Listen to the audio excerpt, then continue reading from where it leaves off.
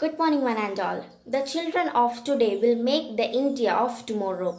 The way we bring them up will determine the future of the country. By quoting these famous words of a great person, Jawaharlal Nehru, let me begin. We celebrate Children's Day in India on 14th November every year as a tribute to India's first Prime Minister Jawaharlal Nehru. He was an able administrator and served our nation as a Prime Minister for 17 years. He has left behind a legacy of education for the children of India. He enforced the establishment of some of the most prominent educational institutions in India. His visions led to the establishment of AIIMS, IIT, and IIM. Today, I would like to talk about Nehru's letter to his daughter Indira from prison is the best advice a father can give. It was summer in 1928 when Jawaharlal Nehru began to write letters to his young daughter Indira, who was in Missouri at that time. In the first letter, The Book of Nature, he speaks about how life began in the universe. In the following letters, he speaks to his daughter about many wide range of topics including languages, traits, histories, geographies, science, epics and evolution. When Indira turned about to be 13 in 1930, Nehru began to write letters in more detail contained his understandings about the world and which he wanted in the future impart to his daughter.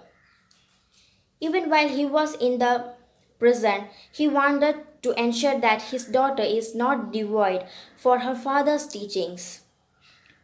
Over the next 4 years, Nehru continuously sent letters to his daughter, and his words are still inspiring. My dear Indira, on your birthday, you have been in the habit of receiving presents and good wishes. Good wishes you will still have in full measure. But what present can I send you from Naini prison? My presents cannot be very material or solid. They can be of the mind and spirit. Things that even the high walls of prison cannot stop.